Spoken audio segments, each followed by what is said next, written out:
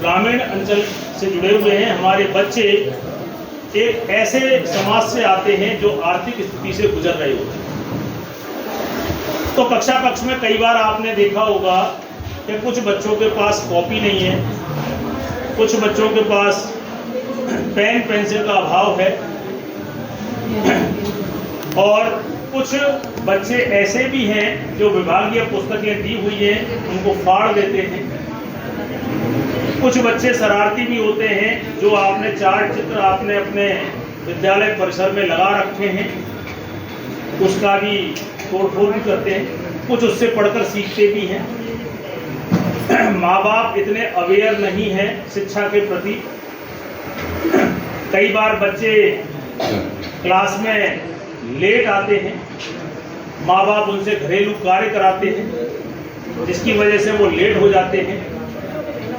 कई बार बच्चे अपनी रिश्तेदारियों में जाते हैं, 2-2 3-3 दिन अब वो वहाँ पर रुक कर आते हैं, और इन सभी के कारण कहीं ना कहीं हमारा शिक्षण प्रभावित होता है। जैसे अभी मैडम ने कहा था कि अलग अलग बच्चों का अलग अलग लर्निंग लेवल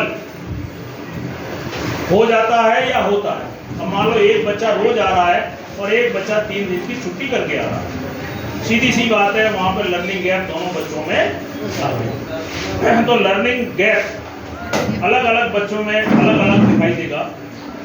अब उसका सॉल्यूशन एज ए टीचर हम क्या कर सकते हैं कि उनके लर्निंग लेवल के अनुसार बच्चों के आप ग्रुप बना दीजिए, और ग्रुप बनाने के जब भी रेमेडियल का जो आपको कालांश मिल रहा है, रेमेडियल का समय मिल रहा है, या आपके पास जब भी एक्स्ट्रा समय मिल रहा है, उस बच्चे को आगे की शिक्षा के लिए कौन कौन से पॉइंट रह गए उनका आप रिवीजन करा दें। दूसरी सबसे बड़ी चुनौती क्या आती है कि बच्चे कॉपियां भूल जाते हैं, कॉपियां फाड़ देते हैं। तो उसके लिए बेटर सॉल्यूशन ये है, जैसे पहली चीज़ तो आपको अपने विद्यालय के अनुसार एज ए टीचर आपको क्या बेस्ट करना है। कुछ विद्यालय अच्छे हैं जहाँ पे पेरेंट्स अवेयर हैं, बच्चे रोज आते हैं, कॉपियाँ भी टाइम पे लाते हैं, तो वहाँ ये करने की ज़रूरत नहीं है। लेकिन मान लो कोई गांव ऐसा है जहाँ के पेरेंट्स बच्चों पर ज़्यादा ध्यान नहीं देते हैं, तो वहाँ पर उनकी कॉपियों को या कार्य पुस्तिकाओं को आप वहीं पर कार्य कराने के बाद उसे स्कूल स्तर पर ही रख सकते हैं। तो ये इनोवेशन है, ये आपका पर्सनल इनोवेशन है, आप उसे अपने अनुसार उसको कर सकते हैं। ठीक है। दूसरी चुनौती और क्या है कक्षा कक्ष में, और अगली और चुनौती क्या थी?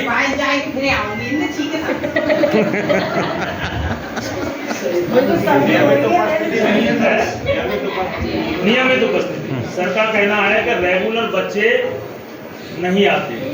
हालांकि रेगुलर बच्चे लाने के लिए विभाग ने कई सारी योजनाएं चला रखी हैं, जिसमें से MDM सबसे बेस्ट है, और उद्देश्य ये है कि बच्चों को पौष्टिक पका पकाया आहार उसको सबसे स्कूल आते उसको मिल जाए, जिससे उसको पढ़ने के लिए उसको जो एनर्जी आवश्यक एनर्जी ऊर्जा है वो उसे मिल सके। तो नियमित उपस्थिति के लिए आप SMC को एक्टिव कर सकते हो। SMC बैठकें आपकी होती हैं। SMC बैठकों में पेरेंट्स से उनको अवेयर करके उनसे आग्रह कर सकते हो कि भैया आपका बच्चा नियमित विद्यालय नहीं आएगा तो हमारे लिए पढ़ाना थोड़ा सा मुश्किल कार्य हो जाएगा। हम उनके पेरेंट्स को अवेयर कर सकते हैं, SMC को आप एक्टिव कर सकते हो। और जो आपका TLM है, TLM विभाग ने भी आपको काफ़ी कुछ हमें दिया हुआ है, जिसमें 102 पोस्टर्स है, चार्ट्स है, मैथमेटिकल किट है, उनका बच्चों का अधिक से अधिक प्रयोग कराया जाए। बच्चा जब कुछ बच्चे ऐसे वो तो आते ही हैं, कुछ बच्चों के साथ घर वालों की प्रॉब्लम है, वो काम करने चले जाते हैं, बच्चों को घर छोड़ जाते हैं, उनकी बात कर रहा हूँ। अब देखिए, जैसा कि सर ने कहा कि कुछ बच्चे जो हैं वो उनके माँ बाप की वजह से नहीं आ पाते। जैसे मान लो कोई माँ बाप मजदूरी करने जा रहा है, उसके छोटे छोटे दूसरे बच्चे हैं, तो उसको भाई बहन को उनको खिलाने के लिए वो वहाँ पर छोड़ जाते हैं। तो देखिए, अब एज ए टीचर हम लोग क्या कर सकते हैं, केवल उन पेरेंट्स को विभिन्न मीटिंगों के माध्यम से, चाहे वो SMC मीटिंग हो, चाहे वो पेरेंट्स मीटिंग हो, उनमें आप उनको अपनी क्षमता के अनुसार उनको अवेयर करके उनको मोटिवेट करना है।